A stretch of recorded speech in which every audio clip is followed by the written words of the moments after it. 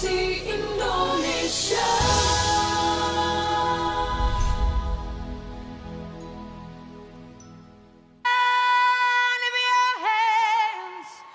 But you played it, you played it, you played it, you played me too.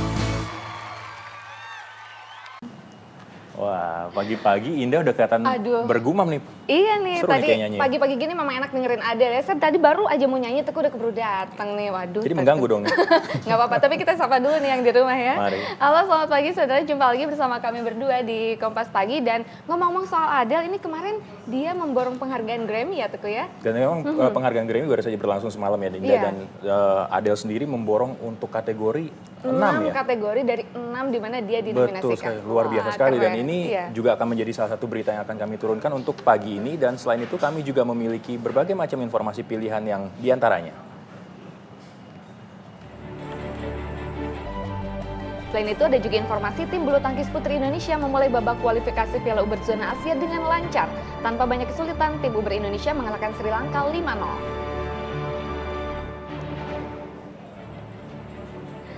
Nah itu tadi ya, 3 informasi utama, 2 informasi utama Dari cabang olahraga. Betul, Tapi dan ngomong-ngomong hari ini nih, 14 Februari tentu tidak asing lagi dan tidak salah kalau misalnya kita ngomong soal kasih sayang ya. Hari Kasih Sayang atau Valentine's Day. Dan nanti tentu kita akan menghadirkan perbincangan khas mengenai itu Indah ya. Iya, dan langsung saja saudara bersama saya Indah Dianovita. Dan saya Teguh Parvinanda, saudara, inilah Kompas Pagi selengkapnya.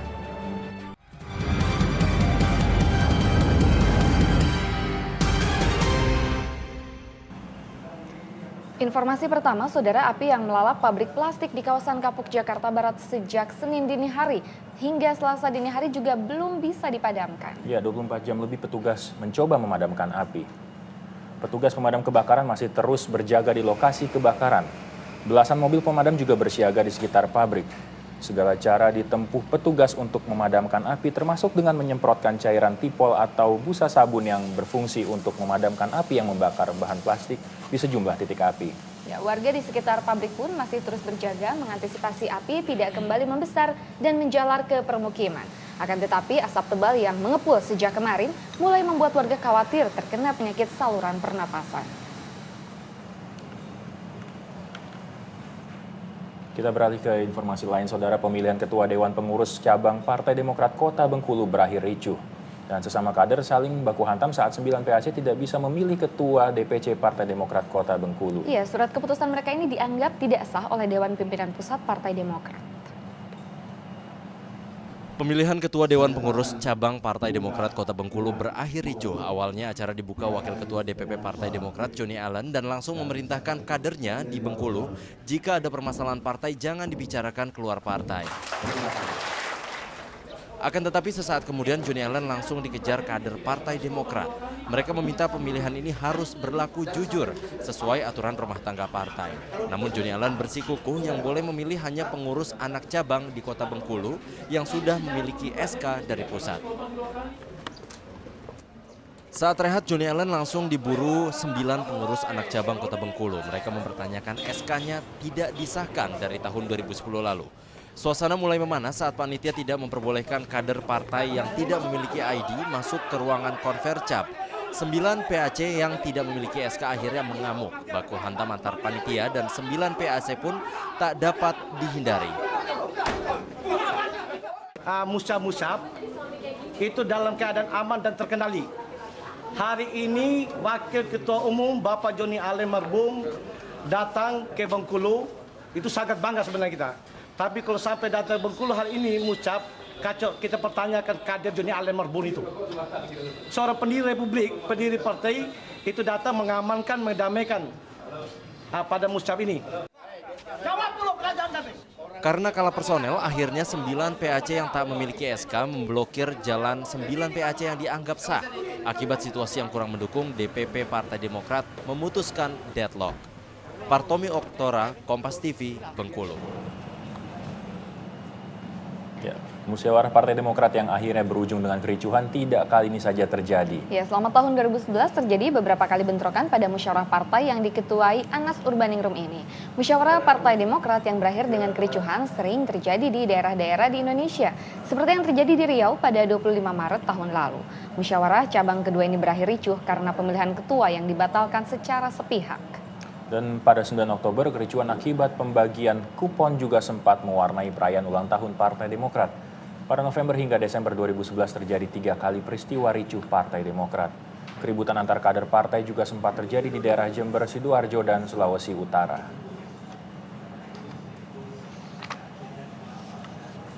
Ya, ini masih tentang Partai Demokrat ya, dan kali ini beritanya hadir dari Istana, di mana Presiden Susilo Bambang Yudhoyono dalam kapasitasnya selaku Ketua Dewan Pembina Partai Demokrat membenarkan ia bertemu dengan Nazarudin di kediamannya sehari sebelum mantan Bendahara Umum Demokrat ini kabur ke Singapura ya Mei lalu. Betul, dan dalam pertemuan ini ternyata Dewan Kehormatan meminta keterangan Nazarudin seputar keterlibatannya dalam kasus proyek Wisma Atlet.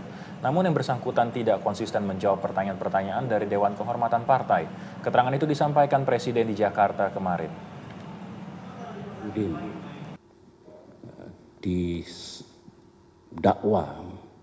atau disangka untuk melakukan terlibat dalam pelanggaran hukum, korupsi, penyimpangan, segera Dewan Kehormatan bekerja atas instruksi saya waktu itu. Kemudian Sekretaris Dewan Kehormatan, Saudara Amir Samsudin, dengan tim memanggil yang bersangkutan. Ya, intinya karena sudah kita kaji dan pelajari bahwa kuat dugaannya bahwa yang bersangkutan terlibat masalah hukum, sebenarnya kita persilahkan untuk mengundurkan diri dari posisinya sebagai pengurus Partai Demokrat. Singkat kata, pertemuan itu terjadi. Masih tentang Nazarudin, saudara, dan pertemuan rahasianya dengan anggota DPR. Kementerian Hukum dan HAM mencabut 16 kartu khusus kunjungan ke lembaga pemasyarakatan dan rumah tahanan yang dimiliki oleh anggota Komisi 3 DPR untuk menghindarkan anggapan ada keistimewaan bagi anggota Dewan. Dan hal ini dilakukan setelah kasus kunjungan Muhammad Nasir ke Rutan Cipinang beberapa waktu lalu. Kementerian Hukum dan HAM telah mencabut aturan penggunaan kartu khusus bagi 16 anggota Komisi 3 untuk bebas masuk ke rumah tahanan atau lembaga pemasyarakatan. Namun, Kementerian memberikan hak bagi seluruh anggota Komisi 3 untuk bebas masuk ke seluruh lapas atau rutan di luar jam resmi sejauh menjalankan fungsi pengawasan. 16 kartu itu tidak menjadi satu isu yang penting lagi. Saya sudah nyatakan 16 kartu itu tidak berlaku. Dan seluruh Komisi 3 bebas berkunjung, ya, menjalankan fungsi pengawasannya. Kartu khusus anggota DPR adalah kebijakan yang dibuat Kementerian Hukum dan HAM saat dipimpin oleh Patrialis Akbar. Kebijakan ini dinilai menguntungkan bagi anggota Dewan. Kalau kita berkunjung ke Mabes Polri itu kan urusannya ribet, ninggalin KTP apa segala macam. Cuman kalau ditunjukin itu bisa langsung kita dapat akses masuk. Sebenarnya untuk mempermudah itu saja, nggak ada. Pencabutan 16 kartu khusus dilakukan setelah munculnya kasus kunjungan anggota DPR Muhammad Nasir ke Lapas Cipinang untuk menemui Nazarudin di luar jam kunjungan resmi. Agus Rakasiwi, Akbar Berno, Jakarta. 5 anggota DPR mengembalikan kartu khusus kunjungan lembaga pemasyarakatan kepada Menteri Hukum dan HAM. Pengembalian kartu dilakukan sebagai tindak lanjut dari pencabutan kartu khusus tersebut oleh pemerintah. Mereka yang mengembalikan kartu itu adalah Nasir Jamil dari PKS, Ahmad Yani dari P3, Nudirman Munir dari Partai Golkar, Trimedia Panjaitan dari PDIP, Sarifudin Suding dari Hanura. Pengembalian kartu dilakukan pada saat rapat dengar pendapat dengan Kementerian Hukum dan HAM di Jakarta kemarin. Sebelumnya Menteri Hukum dan HAM Amir Samsudin menyebutkan ada 16 kartu pengenal khusus kunjungan lembaga pemasyarakatan bagi anggota DPR. Kartu diklaim untuk melakukan tugas pengawasan bagi DPR. Masalah kartu kunjungan ini juga mencuat setelah terjadi kasus pertemuan tengah malam antara anggota Komisi Hukum DPR Muhammad Nasir dan terdakwa Muhammad Nazarudin.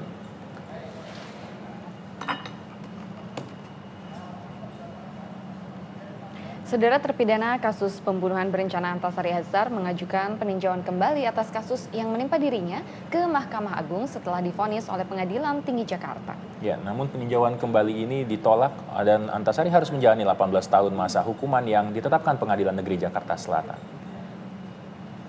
Mahkamah Agung mengumumkan hasil atas upaya pengajuan peninjauan kembali terpidana Antasari Azhar dalam kasus pembunuhan Direktur Putra Raja Wali Banjaran Nasruddin Zulkarnain. Mahkamah Agung melalui 5 hakim agungnya memutuskan menolak peninjauan kembali pihak Antasari. Ini artinya Antasari harus menghabiskan 18 tahun umurnya di penjara. Mengadili menolak permohonan peninjauan kembali dari pemohon peninjauan kembali strip miring terpidana Antasari Azhar SH MH tersebut. Kasus Antasari bermula pada tahun 2009 saat mantan ketua KPK ini didakwa melakukan pembunuhan berencana atas Nasruddin karena motif balas dendam. Seusai vonis, Antasari dan tim kuasa hukum mengajukan banding. Selang 4 bulan kemudian permohonan banding ditolak Pengadilan Tinggi Jakarta. Tak puas dengan hasil putusan pengadilan, Antasari kembali menempuh kasasi tetapi kembali kandas. Dengan penolakan Mahkamah Agung, Antasari tetap harus menjalani hukuman selama 18 tahun penjara. Tim Liputan Kompas TV, Jakarta. Ya, kita beralih ke informasi lain. Saudara, sidang perdana terdakwa kasus terorisme Umar Patek digelar di Pengadilan Negeri Jakarta Barat kemarin. Ya, Umar Patek ini didakwa terlibat dalam sejumlah aksi terorisme di Indonesia. Agenda sidang perdana ini adalah pembacaan dakwaan oleh Jaksa Penuntut Umum. Pada sidang yang dipimpin oleh Ketua Pengadilan Negeri Jakarta Barat, Leksi Momontoh, Umar Patek didakwa terlibat dalam sejumlah aksi terorisme di Indonesia. Pada pembacaan dakwaan, Jaksa mengenakan pasal berlapis kepada Patek, mulai dari Undang-Undang Tindak Pidana Korupsi hingga pasal tuduhan kepemilikan bahan peledak dan senjata api. Tim kuasa hukum Umar Patek menolak semua dakwaan Jaksa. Pasal tentang tindak pidana terorisme digabungkan dengan kronologis dalam kejadian bom Bali. Sedangkan kejadian bom Bali sendiri tidak bisa didakwa berdasarkan undang-undang tindak pidana terorisme. Jadi inilah barangkali yang perlu kita luruskan dalam eksepsi nantinya. Jaksa juga berencana menyiapkan lebih dari 80 saksi untuk mengadili Umar Patek, sehingga persidangan diperkirakan akan berjalan selama beberapa bulan. Umar Patek diduga merencanakan bom Natal tahun 2000. Selain itu, bersama beberapa rekannya di Jamaah Islamiyah, ia juga merencanakan sebuah aksi bom Bali pertama pada Oktober 2002. Akibat aksi mereka, lebih dari 200 orang tewas. Umar Patek menjadi buronan internasional senilai $1 juta Amerika Serikat. Umar Patek baru tertangkap setelah 9 tahun melarikan diri. Ia ditangkap di sebuah kota kecil di Pakistan pada Januari 2011. Beberapa pihak percaya penangkapan Umar Patek lah yang menjadi kunci keberhasilan militer Amerika Serikat dalam menyingkap keberadaan pemimpin tertinggi Al-Qaeda, Osama bin Laden, pada bulan yang sama. Dan akhirnya pada Agustus 2011, Umar diekstradisi ke Indonesia. Sidang kembali digelar pekan depan dengan agenda eksepsi atau tanggapan terdakwa atas dakwaan. Tim Liputan, Jakarta.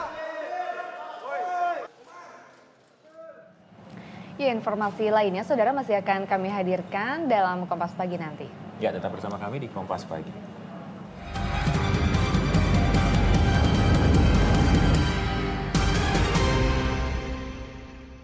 Banyak yang seru dari teman-teman Kompas Junior di seluruh Nusantara. Di sini, mereka spesial membaginya untuk kamu. Di Ensiklopedi Anak Nusantara.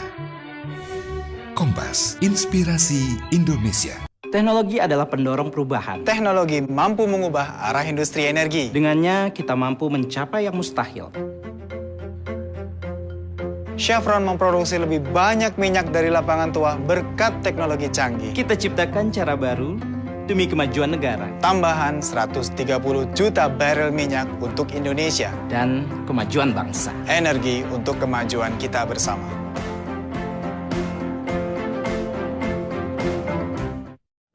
Ada cerita di balik sebuah nama. Iya, aku pengen dengar ceritakan sebenarnya atau tidak. Jadi, dan saya minta nomor telepon dia sama teman saya tidak dikasih. Jadi, ya ajakin ketemu aja. Ada haru biru dalam Ada Apa Dengan Cinta. Masih ingat banget tuh PI Mall, Pondok Indah Mall, di sebuah restoran. Dan dia berbohong sama saya kalau enggak, kok belum deket sama PI Mall belum. Padahal dia ada di mobil 2 jam. Ada kisah apa di baliknya? Simpel aja, I love you. I love you. Siapakah yang akan mengungkap semua? Aku sebetulnya banyak kata-kata yang mau aku ungkapkan di sini. Tapi apalah kata-kata yang banyak itu kan.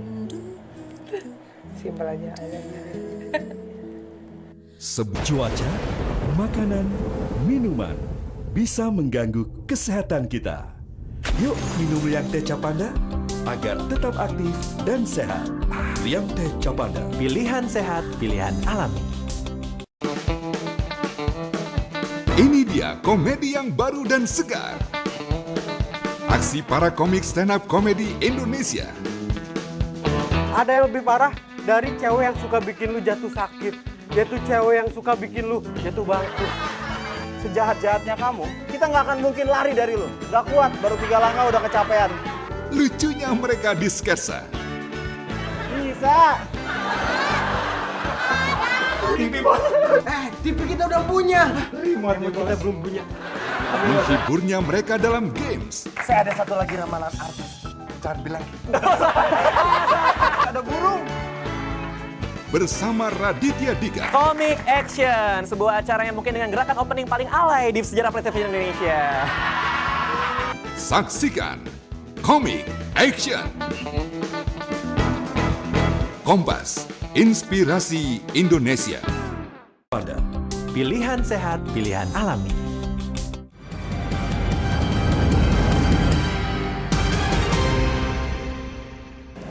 Ya saudara, kembali lagi bersama saya dan Teguh Parvinanda di Kompas Pagi. Dan informasi ini mungkin bisa menjadi perhatian untuk kita semua ya. Karena curah hujan yang tinggi dan tidak menentu ternyata masih menghantui masyarakat di sejumlah daerah. Dan akibatnya banjir pun tak terhindarkan Indah. Dan pasti dapat dipastikan saudara aktivitas warga akan terhambat akibat kejadian ini. Hujan deras yang mengguyur kawasan Cimahi, Jawa Barat Senin sore hingga malam membuat ratusan rumah terendam banjir setinggi hampir 2 meter. Banjir ini disebabkan luapan sungai Kalimalang. Ketinggian air mencapai 1 hingga 2 meter. Banjir ini terjadi begitu cepat sehingga warga tak sempat menyelamatkan barang-barang mereka. Setiap hujan deras selalu banjir seperti ini? Iya, setiap hujan. Selalu kan di sini paling rendah kan, semua air dari mana-mana larinya ke sini. Hingga kini warga masih bertahan di pemukiman dan memilih bersiaga untuk mengantisipasi kemungkinan adanya banjir susulan. Hujan deras yang mengguyur kota Bandung juga membuat sepanjang jalan Supratman sampai jalan Katamso tergenang banjir. Akibatnya aspal jalan terangkat sepanjang 9 meter. Kondisi ini terjadi diduga karena parit yang berada tepat di bawah jalan tidak mampu menampung debit air. Banjir juga terjadi di kota Sampang, Madura, Jawa Timur. Ratusan rumah pun terendam. Luapan air di Sungai Kemuning yang melintasi kota Sampang, Madura dengan cepat mengalir hingga masuk ke kota Sampang yang berada di dataran rendah. Warga kota pun mulai khawatir air semakin tinggi karena bersamaan dengan air laut pasang. Tim Liputan, Kompas TV, Daerah. Dari Bandung, Jawa Barat, saudara, ratusan anggota sebuah ormas memblokade jalan di kota Bandung, Jawa Barat. Ya, mereka ingin menghalangi rencana eksekusi lahan oleh Pengadilan Negeri Bandung. Situasi akhirnya berangsur kondusif setelah Pengadilan Negeri Bandung menunda eksekusi atas bangunan yang menjadi markas Gibas Jawa Barat. Dan sebelumnya pada Senin pagi ratusan anggota Ormas Gibas yang datang dari hampir semua daerah di Jawa Barat melakukan aksi pemblokadean jalan. Ya, dan akibat pemblokadean ini, situasi kota Bandung sempat mencekam. Suasana yang mencekam membuat ratusan toko di daerah ini tutup. Pihak kepolisian sempat melakukan audiensi kepada Gibas di tengah jalan agar massa tidak melakukan aksi anarkistis. Ya, aksi pemblokadean jalan oleh ratusan anggota Ormas Gibas sempat membuat situasi kota Bandung mencekam. Ya, ratusan toko di salah satu jalan utama kota Kembang itu sempat tutup. Ratusan anggota Ormas Gibas yang datang dari hampir semua daerah di Jawa Barat melakukan aksi pemblokadean jalan. Aksi ini merupakan buntut dari keputusan Pengadilan Negeri Bandung yang memenangkan gugatan dari ahli waris atas lahan dan bangunan markas Gibas di Jalan Bance nomor 34. Jadi ditunda ini harus jelas. Saya mohon ke pihak Pengadilan Negeri Bandung juga mengucapkan banyak terima kasih. Beri masyarakat kepastian hukum. Itu yang paling terpenting. Ada dari Untuk mengantisipasi bentrokan, Polda Jawa Barat menurunkan 700 anggotanya. Sehingga kita dari Kepolisian Resort Kota Besar Bandung mengharapkan kepada warga masyarakat, terutama dari massa dari Gibas ini untuk segera kembali memperlancar situasi ya. Karena dengan menutup jalan seperti ini, polisi mengalihkan arus seperti ini demi keamanan, juga akhirnya mengakibatkan masyarakat lain juga terganggu. Akibat aksi ini, ratusan toko yang berada di kawasan Bancai terpaksa tutup. Ruas jalan yang menuju kawasan Bancai arah Asia Afrika juga ditutup oleh pihak kepolisian. Gibas merupakan salah satu organisasi massa yang berada di Bandung dan Jawa Barat. Gibas merupakan singkatan dari Gabungan Inisiatif Barisan Anak Siliwangi, sebuah wadah bagi anak-anak muda di sekitar kawasan Jawa Barat. Gibas adalah organisasi kepemudaan terbesar di Kota Bandung. Sejak didirikan sekitar 2 tahun lalu, Gibas telah tersebar ke berbagai pelosok Jawa Barat dan anggotanya telah mencapai 20.000 orang. Ferry Yuniar, Kompas TV, Bandung, Jawa Barat. Beralih ke informasi lain, Saudara, menanggapi pengadaan pesawat kepresidenan, Presiden Susilo Bambang Yudhoyono menegaskan tidak memiliki kepentingan pribadi. Pengadaan pesawat dinilai perlu dilakukan agar anggaran perjalanan dinas Presiden lebih efisien. Pro dan kontra tentang pesawat kepresidenan masih bergulir. Presiden Susilo Bambang Yudhoyono pun angkat bicara menanggapi protes sebagian pihak atas pembelian pesawat. Saya berharap semua pengadaannya berjalan sesuai rencana, speknya juga demikian, sesuai dengan keperluan, dengan akuntabilitas, dan silakan diaudit semuanya.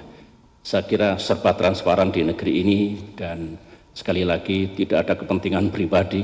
Saya pun insya Allah kalau itu jadi tahun 2013 mungkin hanya sekitar setahun menggunakannya, dan bagus kalau pemerintahan yang akan datang bisa lebih efisien, bisa menggunakan pesawat itu dengan baik. Selama ini Presiden menggunakan pesawat charter untuk acara kedinasan. Pengamat penerbangan Dudi Sudibyo berpendapat charter pesawat Garuda akan jauh lebih ekonomis. Kalau bisa ya kenapa kita nggak charter saja dari Garuda? Uangnya toh kembali ke negara. Garuda kan milik pemerintah juga, kembali lagi gitu. Dan pesawatnya lebih besar, ini kan pesawat narrow body atau pesawat badan sempit. Selain uang yang akan kembali lagi ke negara karena Garuda masih menjadi BUMN, pada saat ini penggunaan pesawat charter dinilai lebih ekonomis karena negara tidak perlu mengadakan tempat perawatan dan bengkel khusus bagi pesawat presiden. DPR juga telah menyetujui pembelian pesawat Boeing sebagai pesawat kepresidenan karena dianggap justru dapat menghemat kas negara. Ada yang mengatakan bahwa pesawat Boeing 737-800 merupakan pengembangan dari seri sebelumnya, yaitu seri 700. Pertama kali diluncurkan 18 tahun lalu, pesawat ini mampu menghemat bahan bakar hingga 20% dibanding pesawat sejenis. Satu unitnya dibanderol dengan harga 84 juta dolar Amerika dan telah digunakan di seluruh dunia hingga lebih dari 2.000 unit.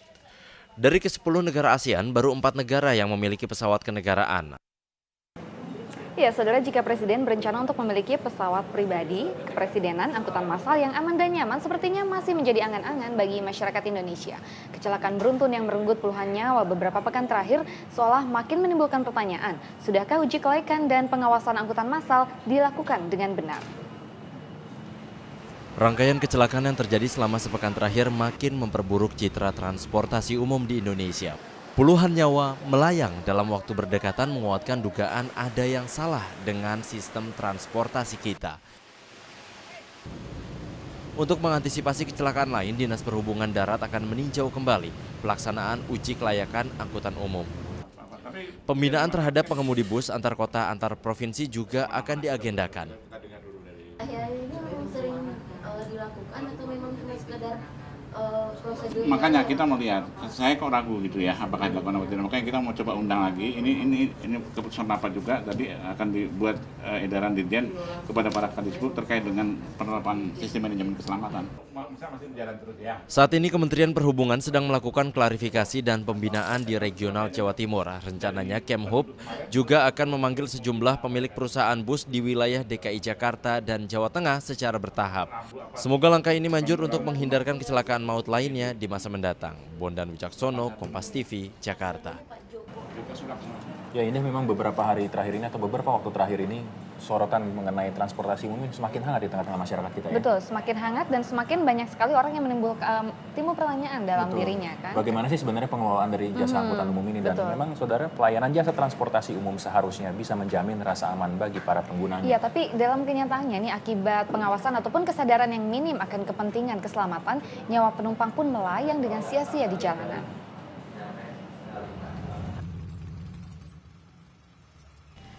Dalam beberapa hari terakhir, masyarakat dikejutkan dengan sejumlah peristiwa kecelakaan bus.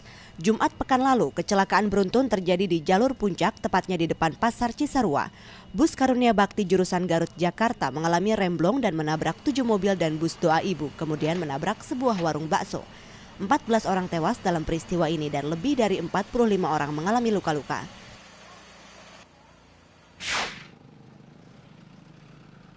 Minggu siang kecelakaan bus kembali terjadi. 3 orang tewas dan belasan orang luka-luka dalam tabrakan beruntun di Kabupaten Majalengka, Jawa Barat. Rem yang tidak berfungsi diduga menjadi penyebab bus menabrak sejumlah kendaraan yang tengah melintas. Kejadian berawal saat sebuah bus pariwisata melaju dari arah Bandung menuju Cirebon. Bus berusaha menyalip kendaraan yang berada di depannya. Namun karena melaju kencang, bus tak bisa dikendalikan dan menabrak sebuah sedan. Bus kemudian oleng dan menabrak truk pengangkut genteng, 2 delman, beca, dan sejumlah sepeda motor.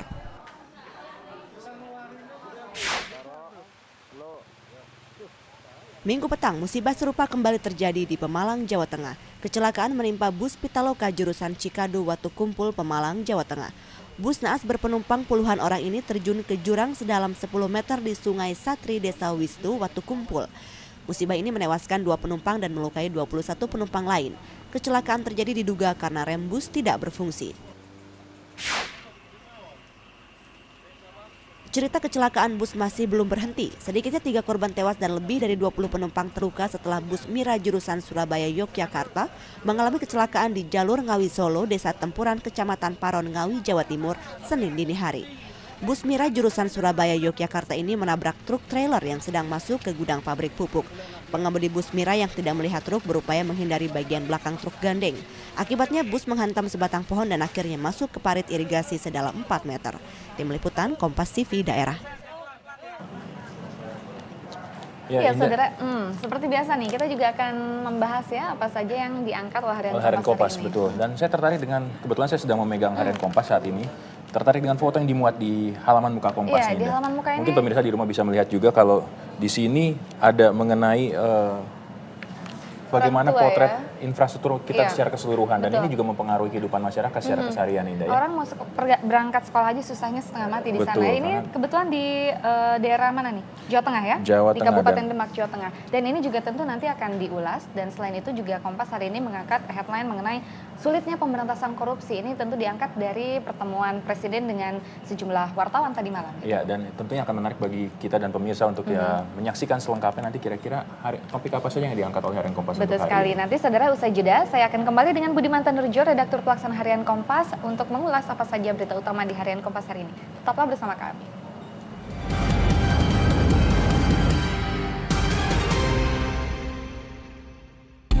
Tiang Teh Capanda. Pilihan sehat, pilihan alami.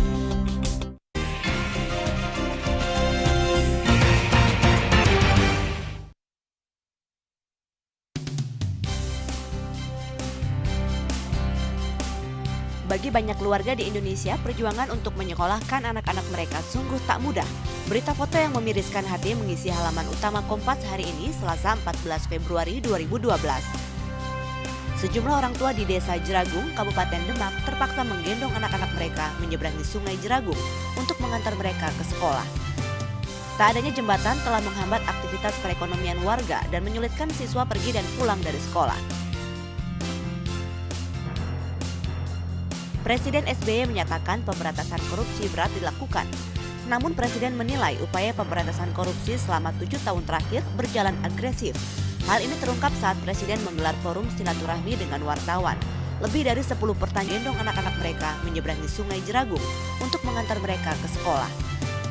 Tak adanya jembatan telah menghambat aktivitas perekonomian warga dan menyulitkan siswa pergi dan pulang dari sekolah. Presiden SBY menyatakan pemberantasan korupsi berat dilakukan. Namun Presiden menilai upaya pemberantasan korupsi selama 7 tahun terakhir berjalan agresif.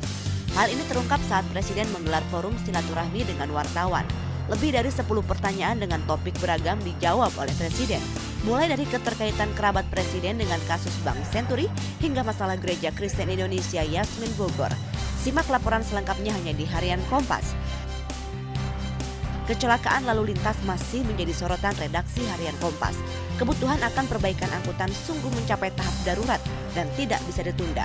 Ribuan kasus kecelakaan terjadi, mengakibatkan ribuan korban jiwa. Namun pejabat negara seakan belum juga tergerak untuk bertindak tegas. Apa yang menjadi alasan? Baca selengkapnya di Harian Kompas. Virus flu burung di Indonesia diduga telah berubah dan menjadi lebih berbahaya. Ada dugaan pertemuan antara virus flu burung dan flu babilah yang menghasilkan jenis virus baru. Penelitian lebih lanjut diperlukan untuk memastikan tingkat fatalitas dari virus baru ini.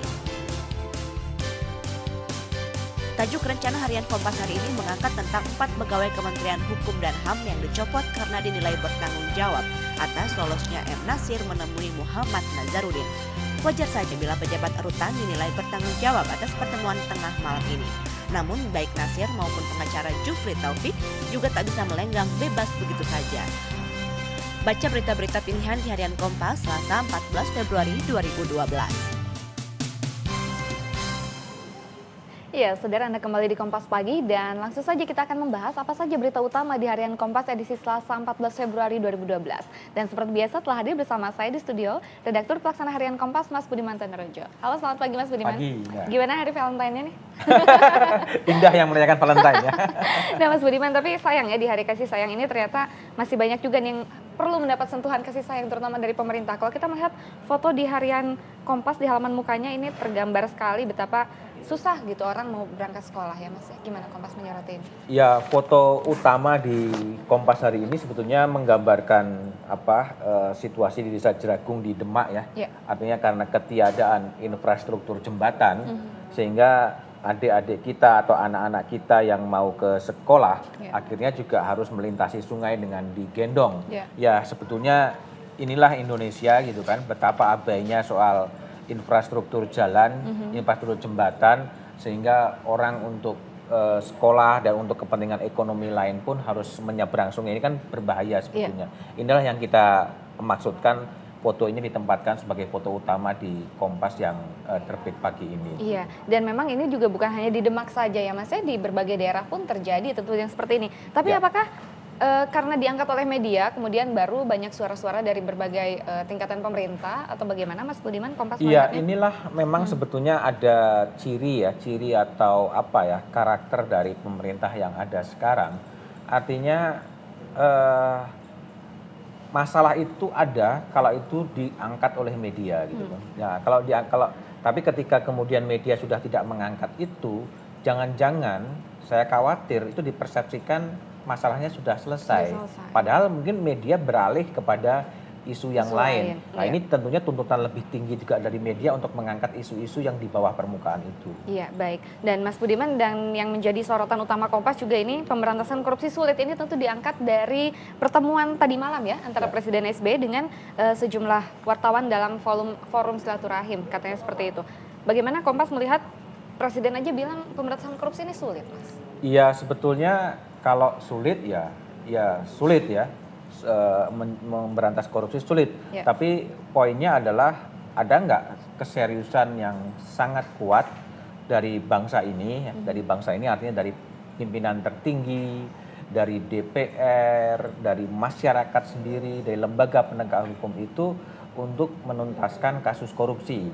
Karena kalau korupsi dikonstruksikan sebagai kejahatan luar biasa dan dikonstruksikan sebagai common enemy, musuh bersama, tentunya memang membutuhkan kebersamaan, membutuhkan kesatuan pandang.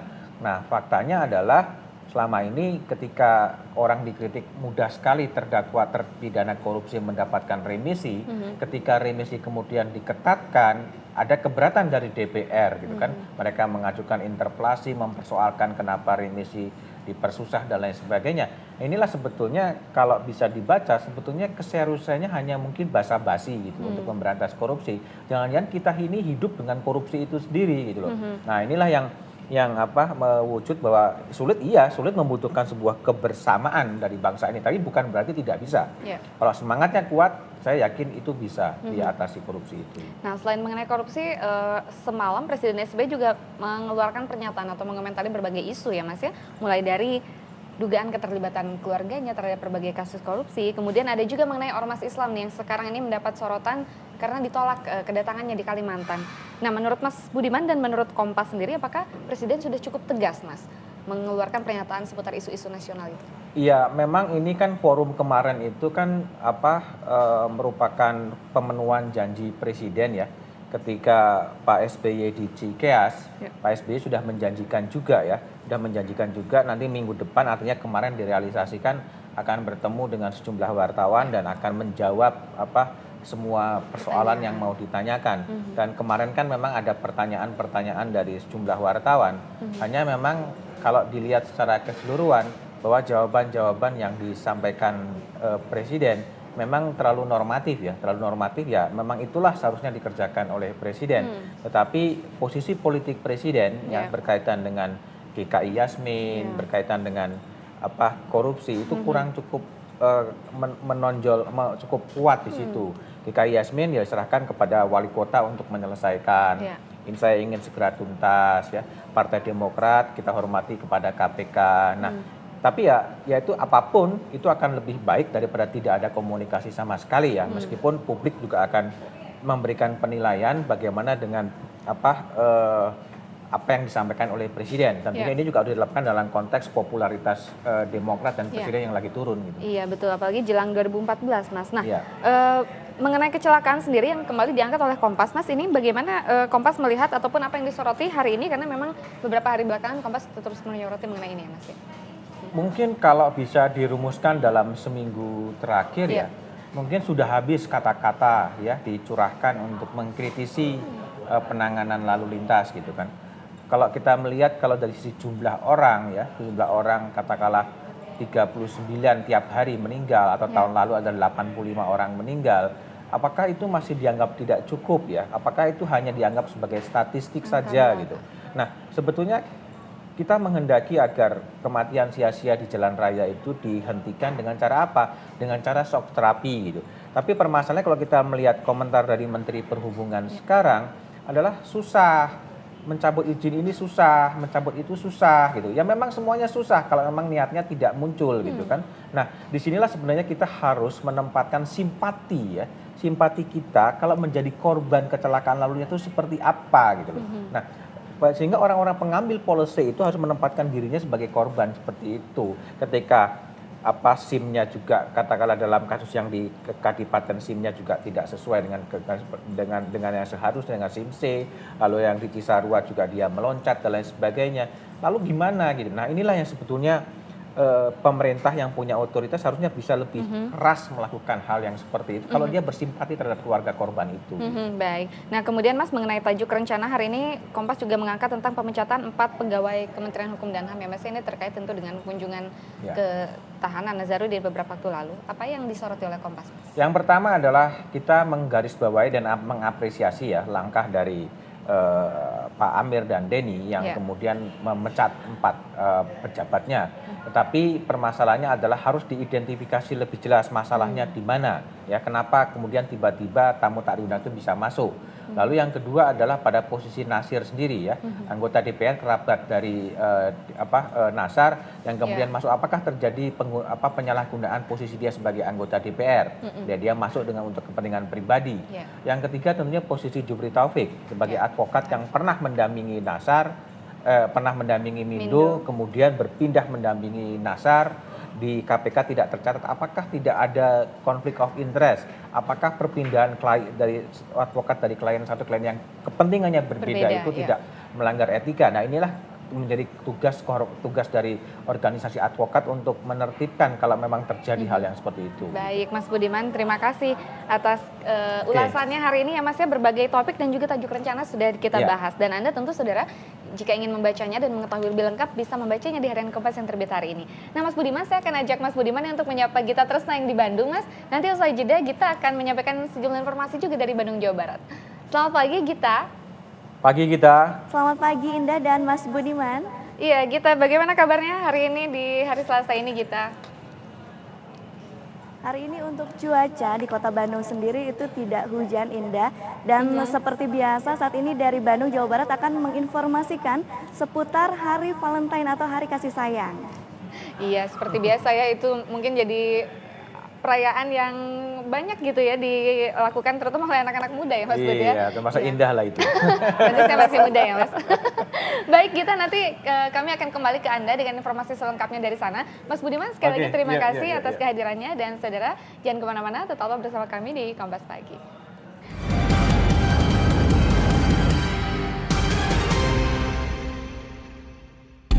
Tiang Teh Capada. Pilihan sehat, pilihan alami.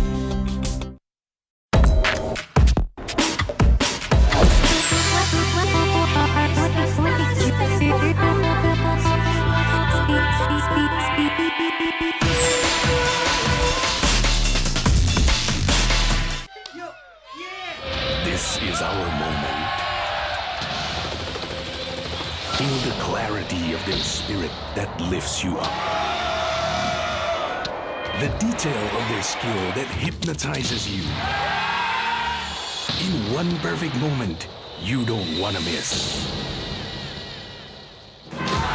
Viera takes you to the excitement of the game in 3D. Panasonic, ideas for life. Ada suguhan yang informatif di tengah malam Anda.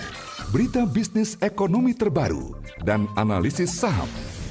Bincang-bincang CEO. Untuk 2012 sendiri bagaimana Bapak melihat? Berpikir bahwa dengan stabilnya inflasi, kemudian stabilnya tingkat suku bunga, serta pertumbuhan ekonomi yang membaik. Hanya di Kompas 100. Kompas, Inspirasi Indonesia. Cuaca, makanan, minuman bisa mengganggu kesehatan kita. Yuk minum Liang Teh Capanda agar tetap aktif dan sehat.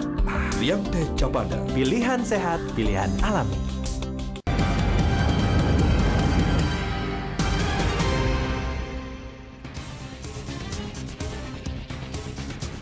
Diguyur hujan serta angin kencang, puluhan hektar padi menjelang panen di Sukoharjo, Jawa Tengah roboh. Akibatnya petani menderita kerugian puluhan juta rupiah. Petani hanya membiarkan padi-padinya roboh.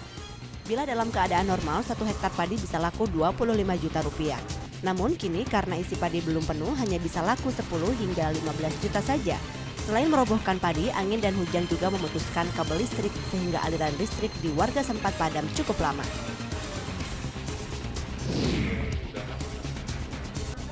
Tabrakan beruntun di Kabupaten Majalengka, Jawa Barat banyak menyisakan kesedihan. Tak hanya merenggut korban jiwa, tabrakan juga merenggut mata pencaharian para korbannya. Salah satunya Ajid, kusir Delman, warga desa Gandu, Kabupaten Majalengka. Ajid hanya bisa terbaring lemah di tempat tidur. Ia mengalami luka pada bagian lengan dan kaki. Dan tidak hanya Ajid yang mengalami luka, kuda yang menjadi satu-satunya sumber mata pencaharian juga mengalami patah kaki dan tidak bisa lagi digunakan sebagai kuda penarik delman. Sementara delmannya rusak parah akibat tabrakan beruntun Minggu siang. Keluarga korban tabrakan beruntun di Kabupaten Majalengka, Jawa Barat mendapatkan santunan dari Jasara Harja. Di antaranya keluarga Jaja Mujahid, salah satu korban tewas yang menerima santunan langsung.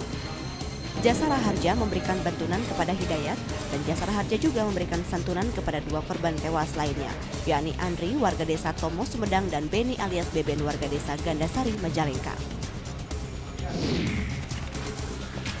Satuan Reserse Kriminal Polres Palu, Sulawesi Tengah menangkap 2 pelaku pemerkosaan siswi di dalam angkutan kota. Kedua pelaku ini ditangkap di tempat yang berbeda. Kedua pelaku berinisial S, warga desa Montikole, dan FF, warga desa Pesaku, Kabupaten Sigi. Kedua pelaku dikenai pasal berlapis karena telah melakukan tindakan asusila dan pencurian. Mereka mengambil laptop milik korban dan keduanya terancam hukuman penjara selama 15 tahun. Ya, saudara, Anda masih menyaksikan Kompas Pagi bersama saya Teguh Parvinan dan Indah Dianovita. Dan tadi kita sudah menyaksikan ulasan Kompas ya, mengenai topik utama yang diangkat oleh Harian Kompas. Betul, dan tadi juga sudah ada beberapa peristiwa dari sejumlah daerah yang sudah kita rangkum dalam kelas nasional ya. Nah, kini saatnya kita menyapa lagi Gita Tresna. Saya katakan lagi karena tadi saya sudah sempat sapa Teguh. Kita sapa sama-sama ya. Kita sapa Halo, lagi. Halo selamat Gita. pagi Gita. Halo, selamat pagi. Ya, Gita, ini ada pertanyaan titipan nih tadi dari Indah sebelum jeda. Indah sempat bilang katanya, coba tanya sama Gita, Valentine-nya gimana sih Gita di sana di Bandung? Waduh, Valentine-nya ini belum terima coklat satu pun ya, sepertinya. Ditunggu berarti coklatnya kiriman ya dari tentu Teguh ya. belum nyampe kok, mungkin nanti siang baru nyampe. Curcol nih. Curcol. Ya, Gita, informasi dari Bandung tentu kita sudah menantikan ya, ada apa saja dari sana. Ya, silakan Gita. Betul sekali, iya. Kebetulan ini hari Valentine dan terutama untuk para petani di kawasan Bandung Barat itu saat ini kebanjiran rezeki karena pasalnya untuk permintaan bunga mawar di hari Valentine ini meningkat 2 kali lipat begitu. Ya baik, berikut informasi selengkapnya Indah dan Tengku. Pemirsa, unjuk rasa ratusan warga dari desa di Karawang berakhir ricuh. Warga geram setelah 300 hektar lahan milik warga diklaim oleh pihak PT SAMP di Pengadilan Negeri Karawang. Ratusan warga Kampung Marga Mulia Desa Wanakerta, Desa Wanasari, Kecamatan Teluk Jambe Barat, Karawang, berunjuk rasa dengan membakar boneka menyerupai petugas pengadilan dan membakar buku KUHP Perdata di Pengadilan Negeri Karawang. Warga yang emosi terlibat saling dorong dengan petugas keamanan setempat karena dihalang-halangi saat akan masuk untuk menemui kepala kejaksaan. Dalam orasinya mereka menuding adanya maklar kasus dalam kasus penyerobotan tanah oleh PT SAMP dengan mengklaim tanah garapan tersebut miliknya. Tuntutan kami hari ini ada 2. Pertama, mohon diberikan rekomendasi untuk peningkatan hak menjadi sertifikat hak milik atas tanah itu. Kedua, kami mohon kepada pemerintah untuk kaji ulang izin lokasi yang pernah diberikan. Sedikitnya 350 hektar lahan milik warga yang selama ini digarap 500 kepala keluarga sejak puluhan tahun tiba-tiba diambil alih oleh PT SAMP yang rencananya akan dijadikan pabrik. Sedikitnya 500 kepala keluarga akan kehilangan mata pencaharian. Adi Wahadi, Karawang, Jawa Barat. Valentine atau Hari Kasih Sayang yang dirayakan pasangan muda membawa berkah tersendiri buat para petani bunga mawar di kawasan Kabupaten Bandung Barat, Jawa Barat. Permintaan bunga mawar yang disimbolkan sebagai bunga kasih sayang mengalami peningkatan hingga 50%. Kawasan Kampung Cihideng, Kecamatan Cisarua, Kabupaten Bandung Barat, Jawa Barat, merupakan salah satu kawasan yang terkenal dengan pertanian bunga mawar. Sebagian warga Kampung Cihideng yang menggantungkan hidupnya sebagai petani bunga mawar sebagai penghasilan tambahan setiap momennya seperti bulan Ramadan, Maulid Nabi, dan Hari Valentine. Dalam satu pekan, para petani bunga mawar bisa memanen bunganya hingga 3 kali. Khususnya di Hari Valentine ini, permintaan bunga mawar mengalami peningkatan dibanding dengan bulan biasa. Tak hanya itu, harga bunga mawar berbagai jenis warna ini dijual petani bunga mawar Rp100.000 per kodinya, yaitu per 20 batang bunga mawar. Salah satu petani bunga mawar, Dadang Suhendi, mengatakan momen Valentine ini para petani bunga mawar bisa mendapatkan keuntungan hingga 2 kali lipat.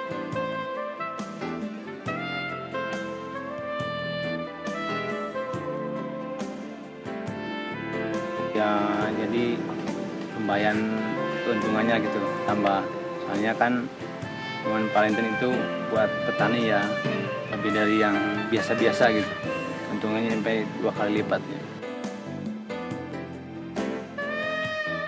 Tak jarang untuk memenuhi lonjakan permintaan akan bunga mawar, petani ada yang membeli dari sesama petani bunga mawar dan membawa berkah kepada para petani bunga mawar di kawasan tersebut. Fadilah, Bandung, Jawa Barat.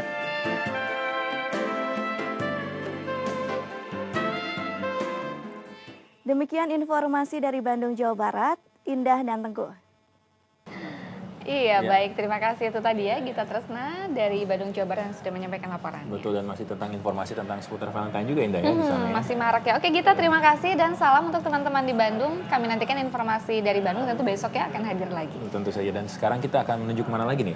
Nah, sebelum kita lanjut ke laporan dari rekan kita di kota lain, Teguh, ada informasi soal pesta minuman keras nih yang dilakukan oleh sekelompok warga di Kampung Hiripau, Kabupaten Mimika yang berujung maut. Waduh, ini memprihatinkan ya. Betul, dan ternyata saudara dari 8 warga yang ikut dalam pesta tersebut, 1 orang dinyatakan tewas, sedangkan 3 orang lainnya terancam kehilangan penglihatan akibat pengaruh metanol. Seorang warga Kampung Hiripau, Mimika, Papua, Emilianus terpaksa harus menjalani perawatan intensif di instalasi gawat darurat Rumah Sakit Mitra Masyarakat setelah mengikuti pesta miras bersama rekannya Sabtu lalu. Emilianus dibawa ke rumah sakit oleh istrinya, sementara 1 rekan Emilianus tewas setelah mengikuti pesta miras. Ke-7 pasien yang dirawat di rumah sakit setelah berpesta miras menunjukkan gejala keracunan metanol. 3 orang dalam kondisi kritis, 2 diantaranya terancam buta dan saat ini masih dalam perawatan intensif.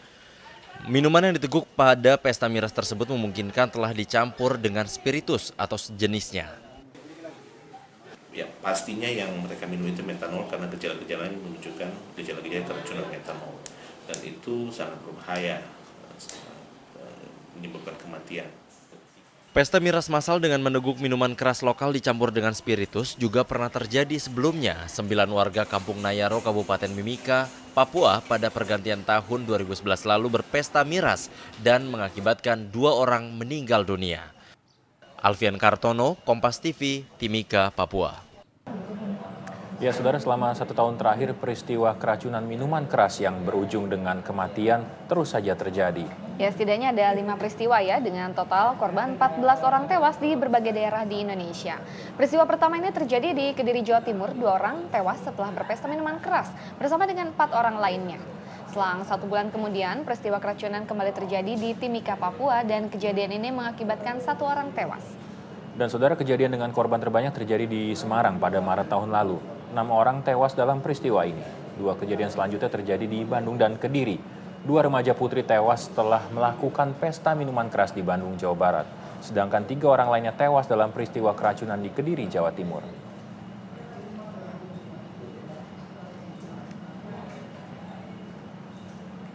Nah, kita ke Makassar, saudara, ada informasi yaitu mengenai perampokan minimarket yang kali ini menimpa sebuah minimarket 24 jam di Jalan Pengayoman, Makassar, Sulawesi Selatan. Ya, perampok yang membawa lari uang tunai jutaan rupiah terekam CCTV. Petugas dari Polsek Panakukang langsung mengejar pelaku.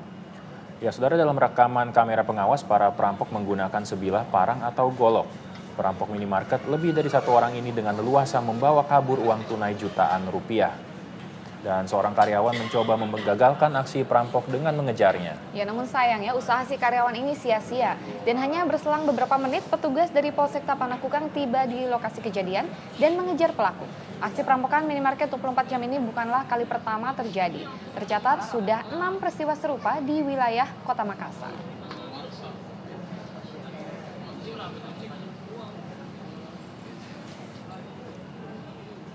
Itu tadi sejumlah informasi dari berbagai kota ya yang sudah kita rangkum dari sejumlah daerah. Nah, ya, nanti akan ada apa Teguh nih? Kayaknya punya kejutan ada apa? Ada informasi dari arena olahraga dong, udah pasti. Udah pasti ya, nanti Teguh akan membawakan lebih lengkap tentunya ada apa saja dari dunia olahraga. Tapi nggak di sini ya, mungkin pindah ya ke studio. Kita akan pindah ke studio dan saudara jangan beranjak dulu karena kami akan menghadirkan berbagai informasi dari arena olahraga sesaat lagi. Tetap bersama kami di Kompas Pagi.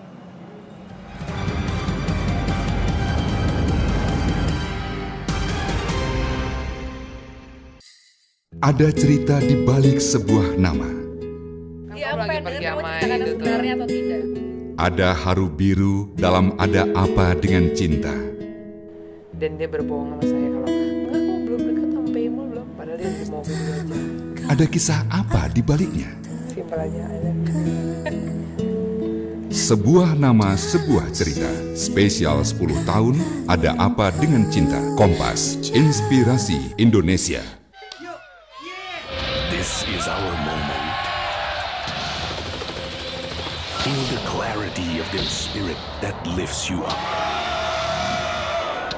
The detail of their skill that hypnotizes you. In one perfect moment, you don't want to miss. you to the excitement of the game in 3D. Panasonic, ideas for life.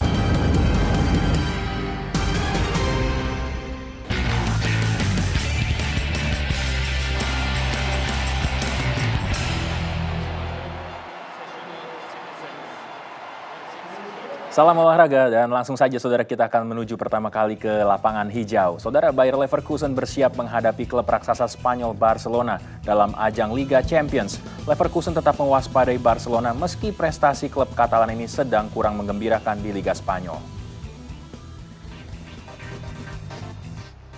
Kapten Bayer Leverkusen Simon Rolfes bersama rekan-rekan setimnya berlatih keras agar dapat mengalahkan Barcelona di Liga Champions yang akan berlangsung pada hari Selasa waktu setempat. Kemunduran prestasi Barca di Liga Spanyol tak membuat Leverkusen menganggap remeh. Barca tetap menjadi klub besar yang menakutkan. Ja, grundsätzlich, ich glaube, dass keiner Barcelona unterschätzt, nur weil sie jetzt am Wochenende verloren haben. Und für uns spielt es, ob man jetzt in solchen Spielen, das ist ein klares Spiel, David gegen Goliath. Das ist egal, in welcher Form man in der Liga ist. Das sind ganz besondere Spiele, die völlig losgelöst sind von der ganz anderen, von der Situation. Und deswegen bin ich da guten Mutes, dass wir da auch morgen eine sehr, sehr gute Leistung abliefern. Leverkusen berharap dapat mengulang prestasi pada tahun 2001 ketika mengalahkan Barcelona di kandang Leverkusen dengan skor 2-1. Leverkusen telah memenangi semua laga kandang di babak penyisihan Champions yang menyingkirkan Chelsea dan Valencia. Mereka berharap dapat menuai kemenangan dalam laga ini. Ya saudara, Real Madrid semakin mengokohkan posisinya di puncak klasemen La Liga Spanyol setelah mengalahkan Levante dengan skor 4-2. Madrid semakin jauh meninggalkan Barcelona yang kini kesulitan meraup angka maksimal. Masih dari informasi sepak bola dan kali ini saudara dari dalam dan negeri. Komite Penyelamat Sepak Bola Indonesia atau KPSI sebagai inisiator Kongres Luar Biasa kembali menerima calon anggota Komite Eksekutif yang akan ikut bersaing dalam bursa pemilihan Maret mendatang. Zaki Iskandar, salah satu pengurus Persita Tangerang, mendatangi kantor KPSI dan mendaftarkan diri sebagai calon anggota Komite Eksekutif atau Exco. Dengan demikian sudah ada 3 anggota Dewan Terhormat yang akan ikut meramaikan bursa pemilihan pengurus PSSI yang diadakan oleh KPSI. Mereka adalah Zulfadli, Jamal Aziz, dan Zaki Iskandar sendiri. Zaki Iskandar menyatakan tidak akan mundur sebagai anggota Dewan jika nanti terpilih sebagai anggota Exco, karena ia merasa memiliki tanggung jawab moral terhadap konstituennya.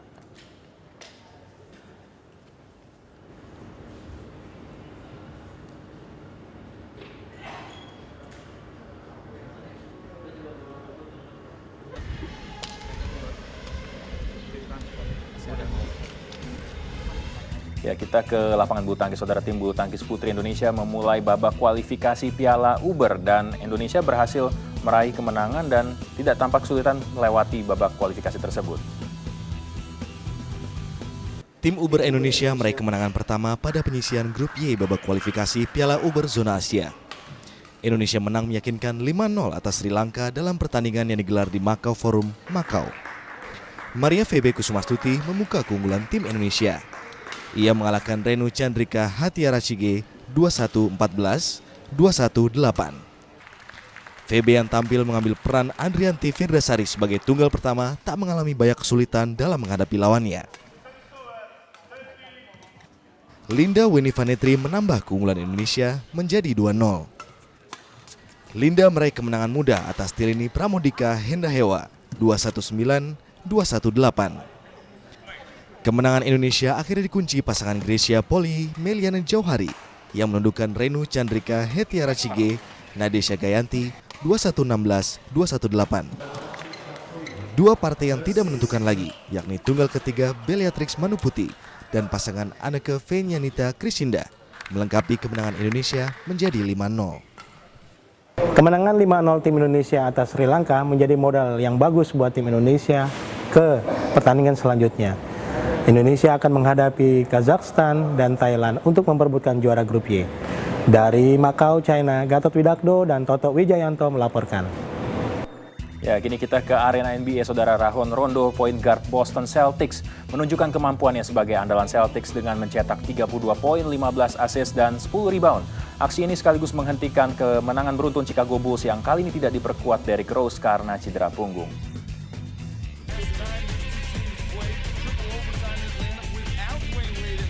Sementara di pertandingan lain, Miami Heat menunjukkan keperkasaannya ketika melawan Atlanta Hawks.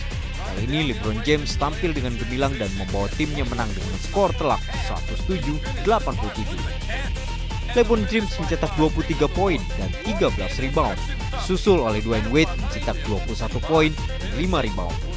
Atlanta Hawks yang menjadi tuan rumah tidak berdaya membendung serangan anak-anak Miami Heat yang tampil terengginas dan bermain tanpa memberikan kesempatan bagi Hawks untuk bangkit. Passing Wade dan assist LeBron semakin menenggelamkan Hawks. Game ini ditutup dengan margin skor 20 angka yang 107-87 untuk Miami Heat.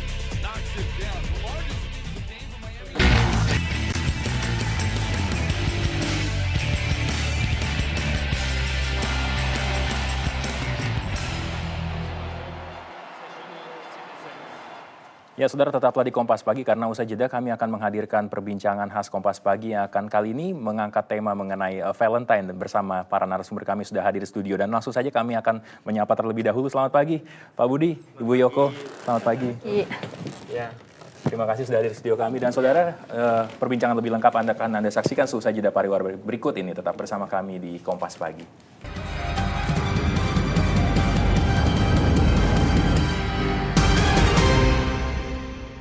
Ada suguhan yang informatif di tengah malam Anda. Berita bisnis ekonomi terbaru hanya di Kompas 100. Kompas, inspirasi Indonesia. This is our moment. Feel the clarity of their spirit that lifts you up. The detail of their skill that hypnotizes you. In one perfect moment, you don't want to miss. Viera takes you to the excitement of the game in 3D. Panasonic, ideas for life. Penyakit-penyakit sosial masyarakat. Skandal publik. Dia mau bayar aja, kita bayar tiap bulan, tapi yang dikasih itu air kotor. Pelanggaran, kejahatan kerah putih, kami selisik dengan mendalam dalam Berkas Kompas. Kompas, inspirasi Indonesia.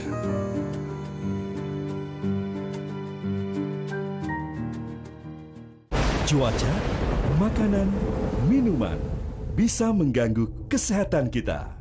Yuk minum Liang Teh Capanda agar tetap aktif dan sehat. Liang Teh Capanda, pilihan sehat, pilihan alami. Ya, saudara, Anda masih bersama kami di Kompas Pagi. Dan saudara, hari ini ke sebagian orang larut dan merayakan Hari Kasih Sayang alias Valentine Day. Dan di hari spesial ini banyak yang sudah menyiapkan kado untuk orang-orang yang disayangi.